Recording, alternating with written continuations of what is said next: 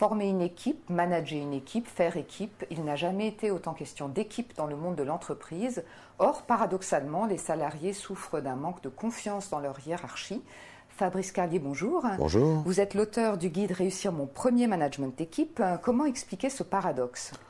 D'une façon très simple, les managers n'ont pas lu mon livre. Plaisanterie mise à part, le paradoxe vient du fait que les managers sont sans cesse et plus encore en but à une pression qu'ils subissent, d'une part, d'autre part qu'ils sont exigeants parce qu'on est exigeant envers eux, et en troisième lieu qu'ils sont globalement assez peu, il faut bien le reconnaître, formés au management d'équipe. Alors justement, comment réinstaurer cette confiance lorsqu'on manage une équipe pour la première fois, quand on débute en management ? En trouvant le juste milieu entre l'excès d'humilité et l'excès de prétention. Ce qui est facile à dire et délicat à faire, mais la vérité est là. Il faut trouver sa place, et parce qu'on aura trouvé sa place, les autres collaborateurs, eux, la trouveront également. Donc c'est par soi qu'il faut commencer, en trouvant le juste milieu véritablement entre les deux écueils qui guettent les jeunes managers. Oui, alors justement, ça, ce sont deux écueils classiques qui guettent le jeune manager. Est-ce qu'il y en a d'autres ?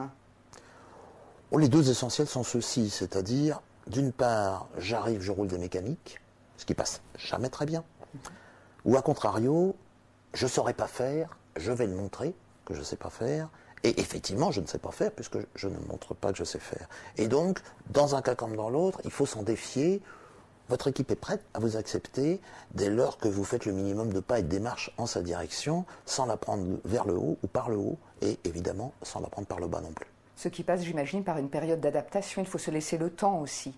Oui, il faut se laisser le temps, mais en même temps pas trop, parce qu'on se fait rapidement une impression de quelqu'un, fausse ou bonne, et donc il faut assez vite marquer son territoire, mais dans la douceur, dans la confiance, et paisiblement, je dirais.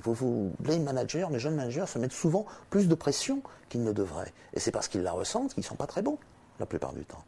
Fabrice Carlier, merci beaucoup. Je rappelle que vous êtes l'auteur du guide Réussir mon premier management d'équipe, paru chez Studirama.